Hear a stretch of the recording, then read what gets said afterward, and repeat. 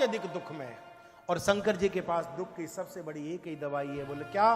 बोले भगवान की कथा, परमात्मा की कथा ही सबसे बड़ी दुखों की दवाई है। मन कर्म वचन जनित अग जाई, सुन ही जो कथा श्रवण मन लाई।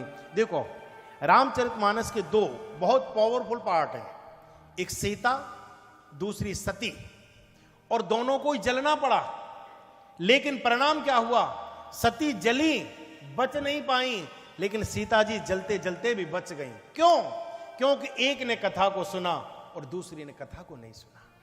हनुमान जी ने राम कथा कभी बर नहीं लागा, सुनते ही सीता कर दुख भागा।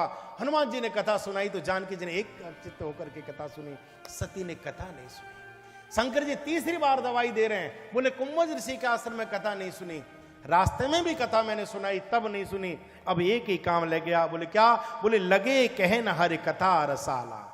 शंकर जी कथा सुनाने लगे, भगवान की कथा। बोले इसको सुनोगी तुम्हारा दुख दूर हो जाए। लेकिन जिसके जीवन में दुख ही लग रहा हो वो कैसे दूर हो? अभी अभी हमने आपको बताया था कि कथा सुनना और कथा में बैठना अलग बात है। कथा में बैठ तो कोई भी सकता है, लेकिन सुन तो वही सकता है जिसको वो सुनवाना चाहे। कहने लगे हरि कथा रसाला। जब कथा सुना रहे थे उसी समय घटना घटित हो गई। क्या? बोले दक्ष प्रजेश भये ते ही काला। जो कथा में बैठता है तर्क युक्त हो करके, उसका मन नहीं लगता कथा में। तीन प्रकार के श्रोता होते हैं। एक कैसा श्रोता? बोले नंबर 1 का श्रोता, गद गद गिरा नयन बहे नीरा, वो डूब करके कथा सुनता है। एक होता है सरोता।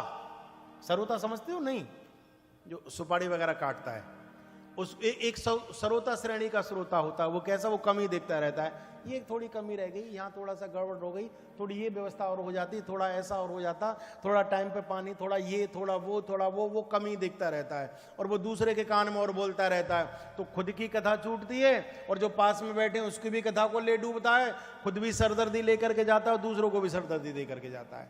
उसको कहते हैं सरोता। एक होता है सोता, आते ही नींद जुड़ाई, वो कथा में आया और बढ़िया संगीत बजाया हमारे आकाश जी ने, वो आया एकदम डूब गया, संगीत का असर हुआ और वो धीरे धीरे एकदम सो गए।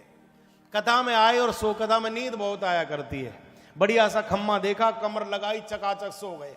आते ही नींद जुड़ाई हुई, आते ही सो जाते हैं। हमने एक बाबा से पूछा, मैं महाराज जी ये कथा में नींद क्यों आती है, भजन में उबासी क्यों आने लगती है?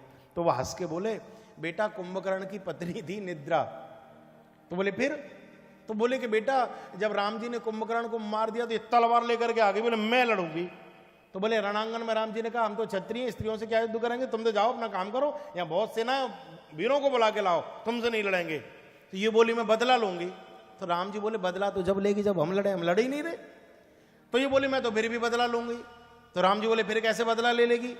बोले हम कलयुग में तुम्हारी कथाएं जितनी हुआ करेंगी और जहां भी तुम्हारी कथा होगी, कीर्तन होगा, तुम्हारे भक्त एकत्रित होंगे और जहां भी कथा होगी हम एक ही काम करेंगे। बोले क्या? बोले जितने भी श्रोता आएंगे वो सबको सुला देंगे जाकर के। कथा में नींद बहुत आती है, जाते ही नींद जुड़ाई हुई, बोले हमको सबको सुला देंगे।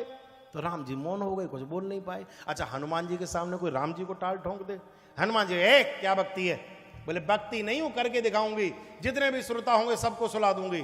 हनुमान जी बोले वहां तो हम भी होंगे, यत्र यत्र रघुनाथ कीर्तनम तत्र तत्र, वहां हम भी बैठे होंगे। तो वो बोली तुम क्या करोगे? बोले तू क्या करेगी? बोले हम तो सुला देंगे। हनुमान जी बोले हम जगा देंगे। बोले कैसे जगाओगे? बोले जब जब श्रोताओं में उबासी आने लगेगी, जैसे ही थोड़े ढीले होंगे उसी समय हम कहलवा देंगे जय श्री राम, उसी समय नींद भाग जाएगी। तो आपने देखा होगा जो श्रोता होता है उसमें कई कई प्रकार के होते हैं। तो ये शंकर जी ने कथा सुनाई तो घटना घटित हो गई, दक्ष प्रजेश भये ते ही काला। उसी समय महाराज दक्ष, अब क्या हुआ? घटना घटित हुई। बोले क्या? बोले सुर सुंदरी करहि कल गाना। ऐसे सती जी ने देखा तो बड़े विमान जा रहे थे और विमानों में बैठ के सुंदरियां बड़ा सुंदर सुंदर गाना गा रही थी। सुर सुंदरी करहि किल गाना, सुनत श्रवण छूटे मुनि ध्याना। जो मुनियों के भी ध्यान को छुड़ा दें, ऐसा बढ़िया गाना बजाना। तो सती ने ऐसे करके देखा तो शंकर जी बोले रुको रुको रुको रुको रुको रुको रुको। तो शंकर जी बोले क्या हुआ? बोले ये गाना बजाना, ये विमान। शंकर जी बोले कहीं जा रहे होंगे, तुम्हें क्या लेना देना, तुम कथा सुनो बैठ करके, तुम्हारा क्या मतलब? बोले नहीं नहीं प्रभु, कथा तो घर की है, वक्ता घर का कोई भाग तो रहे नहीं हो, आज नहीं सुनूंगी तो कल सुन लूंगी। पहले ये बताओ ये कहां जा रहे हैं? शंकर जी बोले देवी कथा सुनो, तुम्हारा क्या? बोले ना, बताओ ये कहां जा रहे हैं? अच्छा एक और बात, हम सब जितने बैठे हैं हमारे जैसा ही स्वभाव है देवताओं का, कोई अलग नहीं है वो। आप ही विचार करो, क्या दक्ष के यहां कनखल जाने में उस कैलाश का ही रास्ता बचा था? वो इधर उधर नहीं जा सकते थे?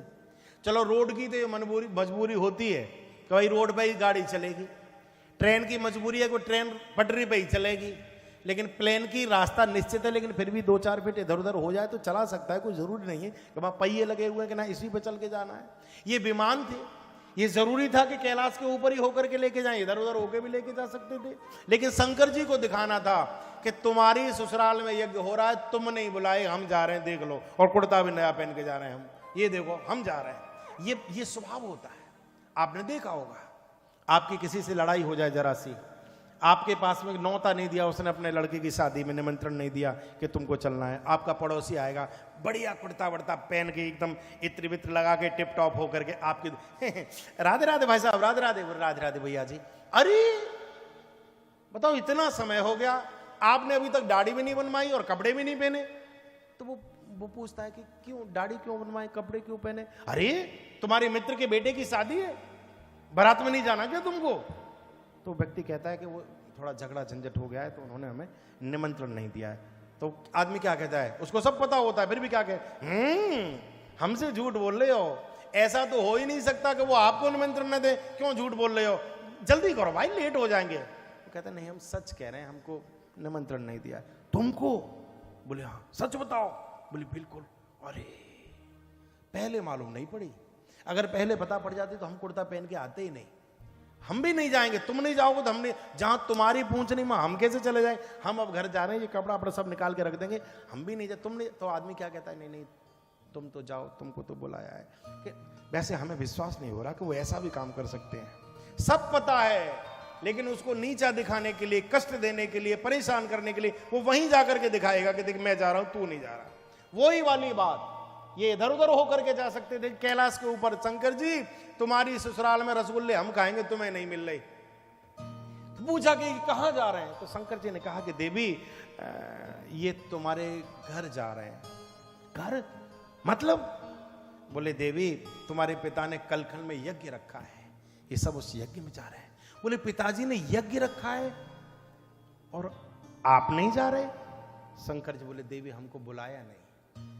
क्यों, तुमको क्यों नहीं बुलाया? शंकर जी ने पूरी कथा सुना दी।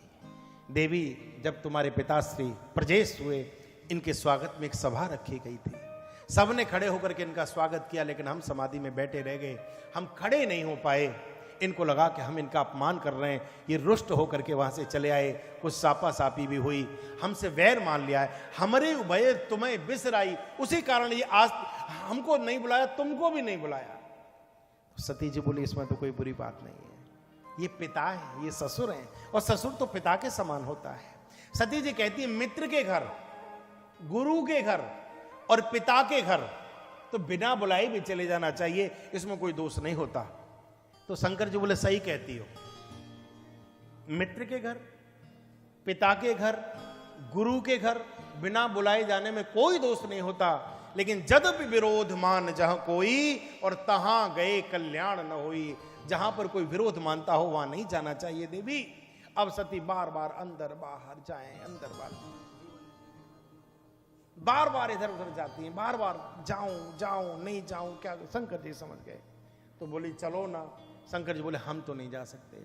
तो बोले यदि आप कह दो तो मैं चली जाऊं, यदि आप कह दो तो बोली सती मनोहर बानी, भय संकोच प्रेम रस सानी, भय भी है संकोच भी है। तो कहा कि यदि आप कह दो तो मैं। शंकर जी बोले तुम समझ नहीं रही बात को, जब उन्होंने नहीं बुलाया तो नहीं कि नहीं वो मैं समझाऊंगी जाके, फिर आपको कार्ड लेकर के आएंगे, फिर आप। शंकर जी मन ही मन सोचने लगे ये नहीं मानेंगे। शंकर जी का ठीक है तुम्हारा जो अच्छा मन करता है। शंकर जी ने नेत्र बंद कर लिए कुछ गणों को लेकर के, और सती जी के साथ शंकर जी ने भेज दिया, बोले जाओ ये तो यज्ञ के लिए चले। और शंकर जी भगवान का स्मरण करने लगे, प्रभु तू क्या करना चाहता है, तू क्या करना चाहता है? पहले तुम्हारी कथा नहीं सुनी, फिर मैंने बैठ करके कथा सुनाई, वो कथा नहीं सुनी। आज कथा सुनाने के लिए बैठा हूं तो विमानों को देखती हैं, आज भी कथा का अपमान कर रही हैं। हे देव ये क्या होने वाला है, ये क्या होगा? शंकर जी ने मन ही सोचा कि प्रभु हम तो तुम्हारे समर्पित हैं, हमने तो जीवन तुमको समर्पित कर दिया है, हमने तो खुद को तुम्हारे हवाले कर दिया, तुमको जो ठीक लगता हो सबई नचावे राम गुसाई, तुमको जो अच्छा लगता हो वो करो। और भक्त तो यही कहता है